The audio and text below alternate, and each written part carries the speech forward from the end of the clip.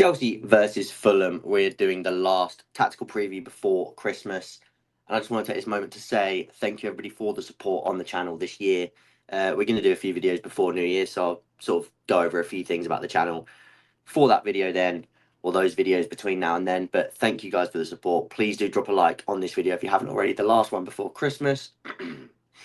And let's get into it without further ado and assess what we're going to be dealing with against Fulham, the team that we could see, and all of that stuff. So as you can see on the screen, I've sort of put together what I think, something that we could see against Fulham. Now, personnel in this game, I think, is going to be, it's really hard to predict because, like was the case with Southampton, just make sure that pen's working, like was the case with Southampton a few weeks ago, it's one of the first Premier League games where we've not had the chance to rotate using a Conference League or a Cup game, where we've then had the chance to bring other players in. So a bit like the Southampton game, in that game there was 7 changes. I think we might see some changes in this game. The likes of a Jorgensen coming in for that sort of extra game. Yes, Sanchez was unbelievable against Everton. But I think that Maresca seems to be trying to go along the lines of rotating those keepers 1 game each. So I think Jorgensen comes in for that. Kukurea to return to the team. I think that's fairly obvious. I think we missed him a lot against Everton. And I think the fact he's already rested, I think that's just the perfect chance to bring him straight back in. So I think he should come straight back into the team. I think the other change, I think Madueke, again, fresh legs and a different winger type. I don't think either Sancho and Neto were unbelievable against Everton. I think Neto was probably the better of the two. But I do think Madueke will start. The other one we're going to go for, I think we could see Felix start this game. 1, because he wasn't used at all against Everton, which I found fairly strange. But 2, because, I think that I don't see him starting Sancho or Neto in back-to-back games. And if he does start Neto, I think it would be on the right anyway. So I have a feeling we could see Felix. So that's at least 4 changes. Now, that being said, there could genuinely be, Lavia could be another one. You could even see a Chempon come in for Gusto. I do think that's a possibility. Boxing Day being a big fixture, and against Fulham, a derby game to an extent. Like, who knows? We could see a few different changes as well. But I'm expecting at least 3 or 4, if not a few more. So we've gone for those 4 on our sort of tactics board today. We're going to say how we can break down Fulham. Just to begin with, we're going to quickly go through their stats. They are holding 51.2% possession, which is 9th in the Premier League for possession held. They've also got, where are they? 12th for shots per game, which is 13.6 per game, joint with Manchester United in 11th. And then defensively, they are only conceding 11.7 shots per game, which is 7th, the 7th least in the Premier League. The only people conceding fewer shots per game are Aston Villa, Arsenal, Chelsea, Man United, Liverpool, and Man City. So that sort of shows what you're up against here in terms of they are more or less stopping teams getting their shots off. So not going to be an easy game at all. Now let's speak about how sort of Fulham operate. And as you can see here on screen, we've got them set up in this 4-4-2, and a lot of what they do comes out of this 4-4-2 block. Now, one thing I will say about Fulham in general, both on and off the ball, is I think they're very dynamic. I think the players they've got, I think Marco Silva's got them playing in a way that is very suited and tailor-made to the exact player set they've got, and I think it really works to not only nullify the opposition, but also to get the best out of their best players in terms of going forwards. And we're going to speak about that in a minute. But in this 4-4-2 block, what you'll often see is these sort of two. So you've got the striker, and then it'll be the number 10. So this could be, say, Emil Smith-Rowe. They'll sort of push and really sort of look to play as that 2, looking to front off any progression into here. And then when you do progress, because they sit in that 4-4-2 mid-block, they will then sit around the halfway line as those sort of outlet players, also trying to stop central progression. Here are a few examples of that pressing out of the 4-4-2 block, with those 2 strikers looking to front off any progression into the pivot.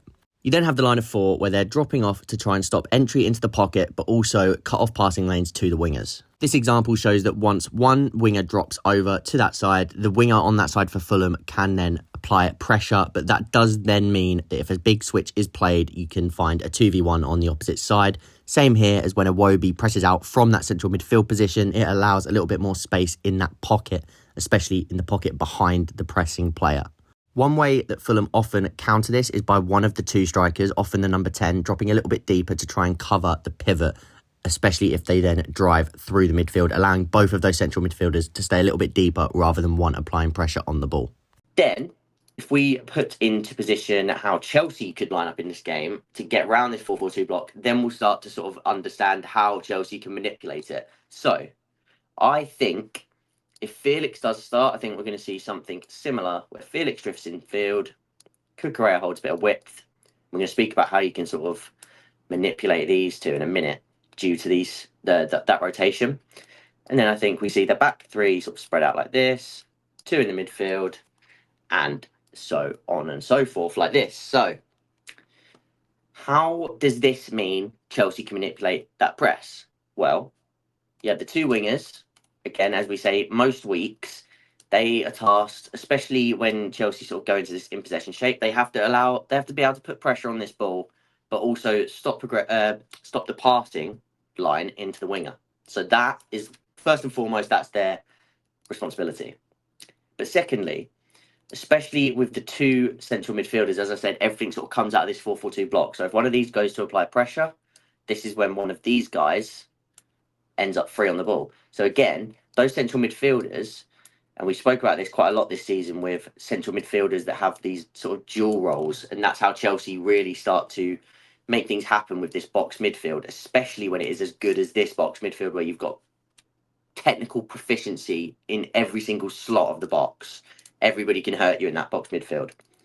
So I do think that someone like Felix could be really helpful in this game, not only to be the receiver in this space, but also to be dragging Kenny Tete inside, which is something Fulham seem to do anyway in terms of going a little bit narrow in their back four. But then what this can do is because Cucurella would then be pushing here, it also then pins their right winger, who sometimes does actually make this five across the back anyway, sort of like this. So by doing that with Felix and Cucurella, what you're doing is you're boxing them here. And you're allowing that almost a 2v2. You've got the variance of runs from Felix, you've got the variance of runs from Cucurella, and you can really start to attack that side of the pitch, which is probably their weaker side defensively.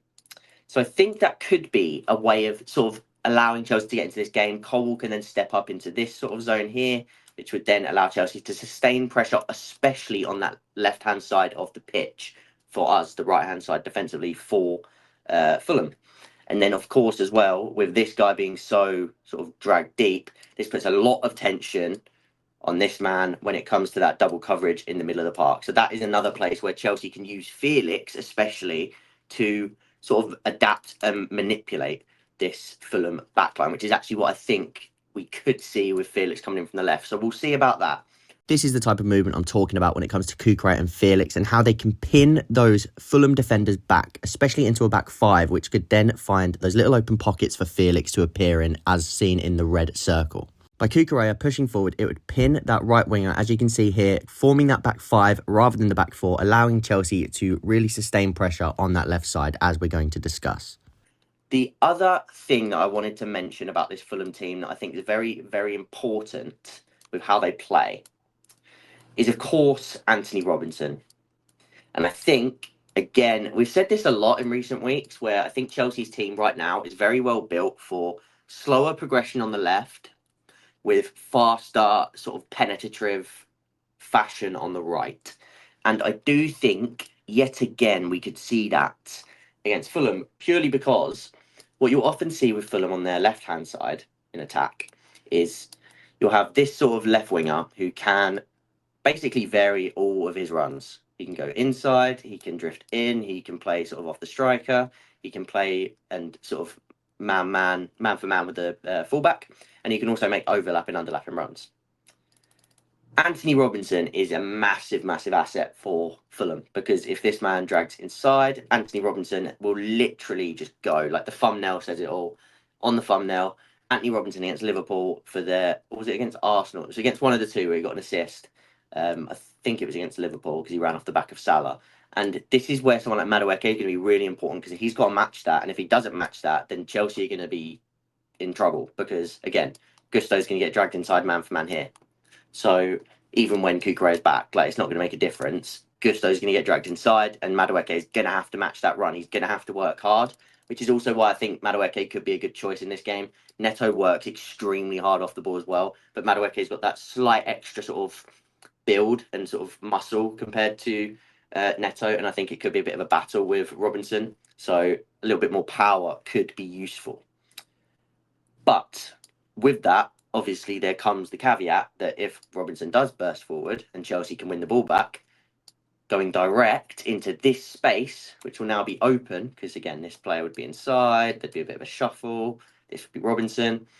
Yeah, Madueke might be here, but if you can hit this space, Palmer can come into it, Jackson can peel off into it, or Madueke can sort of turn around and burst back forwards. So it's all about pretty much, as we said in a video not too long ago, I think this Fulham game, I think it'll be cagey. I don't think it's going to be so open and expansive, but I do think that using these two in this way to sort of sustain pressure and build slowly through the left-hand side, connect the dots, and then look to switch it over and penetrate into the box. Or, as we said, when Fulham do have the ball and when they do look to penetrate Chelsea, using the likes of Anthony Robinson, who is their biggest weapon, can Chelsea then play direct into this space and really look to sort of attack in two different ways? That could hurt Fulham. Of course, Fulham, they've done very well this season, so I do think it's going to be a tough game. But what do you guys think the result will be? Do let me know in the comments down below. As I said, this is the last video before Christmas, so all the support on this video is very, very much appreciated. If I can get my words out. And we will be back probably before the Ipswich game. I'll try and get maybe a little thoughts on this Fulham game. I'll let you guys know how many of those are going to be coming out nearer the time, because of course we're going to take a few days off now to sort of have a break over Christmas. Hope you guys all enjoy sort of this holiday period, whether you are celebrating or not. Please do subscribe, please do drop a like, and I'll see you guys in the next one.